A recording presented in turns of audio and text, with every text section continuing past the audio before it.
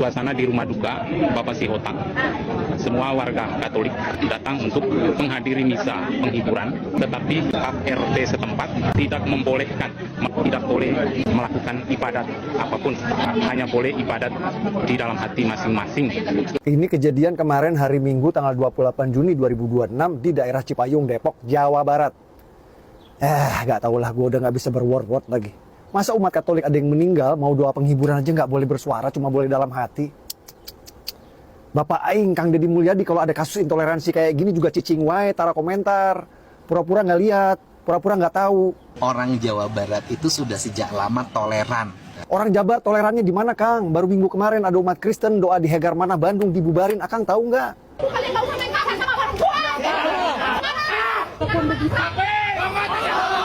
Sekarang umat Katolik mau ibadah penghiburan aja masa nggak boleh bersuara sama Pak RT? Harus dalam hati. Toleran wadul, Kang. Halu wae si Kang Deddy mah. Iya magis barbar pisan intoleransinya, Kang. Kapan atuh Kang Deddy mau atensi perhatian ke umat minoritas Kristen yang ditindas di daerah Akang?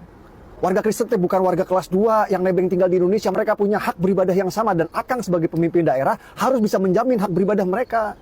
Sok atuh Kang, sing karunya ka umat Kristen teh.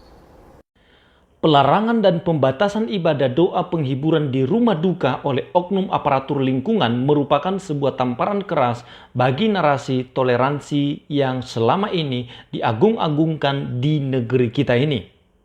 Peristiwa tragis ini bukan sekedar gesekan sosial biasa, melainkan sebuah bentuk kejahatan kemanusiaan dan pelanggaran terhadap konstitusi yang sangat luar biasa.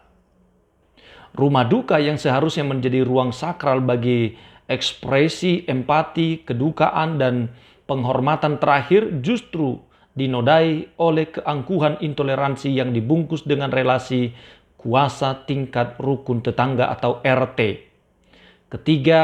Ketika hak paling mendasar untuk berkomunikasi dengan Tuhan harus dipasung dan dibatasi hanya dalam hati, maka pada detik itulah fungsi negara sebagai pelindung segenap bangsa telah gagal di tingkat akar rumput.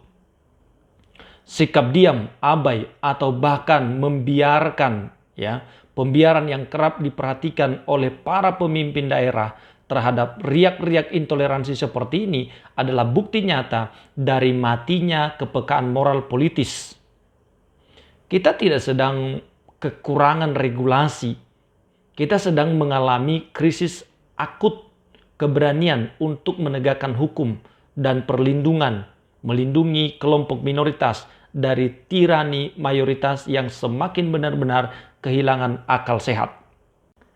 Narasi dalam cuplikan video yang tadi barusan kita tonton bersama ini menyoroti isu sensitif mengenai pembatasan ibadah atau doa penghiburan bagi umat Katolik di rumah duka oleh oknum RT setempat, serta menyebutkan insiden intoleransi lain yang terjadi di Jawa Barat. Ini menjadi perhatian bagi pemimpin daerah, khususnya untuk Gubernur Kang Deddy Mulyadi untuk memperhatikan wilayah Jawa Barat. Yang pertama, perspektif jaminan hak beribadah. Dari sudut pandang hukum dan konstitusi, hak beribadah merupakan hak asasi manusia yang paling mendasar dan tidak dapat dikurangi dalam keadaan apapun. Landasan Konstitusi Pasal 29 Ayat 2 Undang-Undang Dasar 1945 secara tegas menyatakan bahwa negara menjamin kemerdekaan tiap-tiap penduduk untuk memeluk agamanya masing-masing dan untuk beribadah menurut kepercayaan atau menurut agamanya. Itu adalah suatu jaminan yang sudah final. Aktivitas di rumah duka atau doa penghiburan yang dilakukan oleh Gereja Katolik, misa arwah merupakan ekspresi iman dan bagian dari ibadah kemanusiaan yang melekat pada prosesi kedukaan di Gereja Katolik. Melarang umat beragama mengekspresikan doa secara lisan dan membatasi hanya boleh dalam hati. Coba bayangin, ibadah dalam hati, nyanyi dalam hati. Padahal ini dilakukan di rumahnya sendiri. Rumah duka merupakan bentuk pelanggaran terhadap jaminan konstitusi. Perilaku seperti ini teman-teman. Rumah duka bukanlah tempat ibadah publik permanen yang memerlukan izin khusus, melainkan ruang domestik yang sedang berkabung sehingga jaminan keamanan dan kenyamanan ibadah harusnya hadir di sana.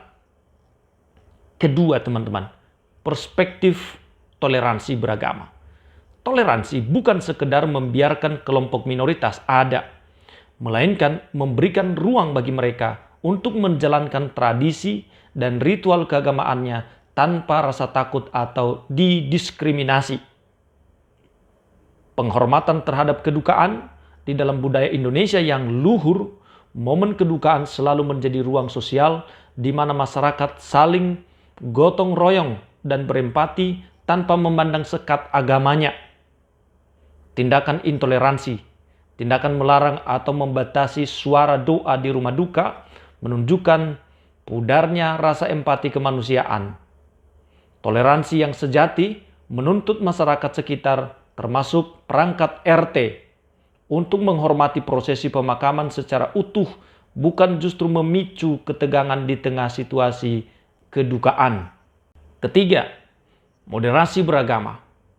Ini adalah cara pandang, sikap, dan praktik beragama dalam kehidupan bersama dalam mengenjawantahkan esensi ajaran agama yang melindungi, bermartabat, dan memanusiakan manusia dan membangun kemaslahatan umum, berlandaskan prinsip adil, berimbang, dan menaati konstitusi sebagai kesepakatan bangsa.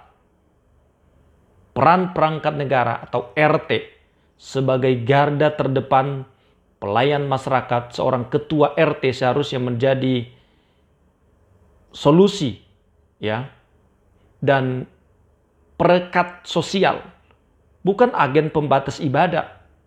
Dalam prinsip moderasi, pemimpin lokal wajib berdiri di atas semua golongan dan mengedepankan kemaslahatan serta kedamaian warga. Memaksakan aturan sepihak yang melarang doa lisan di dalam rumah duka mencerminkan cara pandang keagamaan yang kaku, eksklusif, dan ekstrim. Hal ini mencederai pilar komitmen kebangsaan dan anti mutasi yang menjadi esensi dari konsep moderasi beragama di Indonesia. Insiden seperti ini dinarasikan dalam cuplikan video tadi bahwa ini pengingat pentingnya edukasi moderasi beragama yang menyentuh hingga ke level akar rumput, RT RW, negara, dan tokoh-tokoh daerah seperti pemimpin yang disorot dalam cuplikan video tadi, yaitu Kang Deddy Mulyadi, memikul tanggung jawab besar untuk memastikan bahwa tidak ada satupun warga negara yang hak ibadahnya dipasung, terlebih dalam momentum sakral seperti kedukaan ini. Jadi teman-teman sekalian, ini yang menjadi perhatian kita bersama.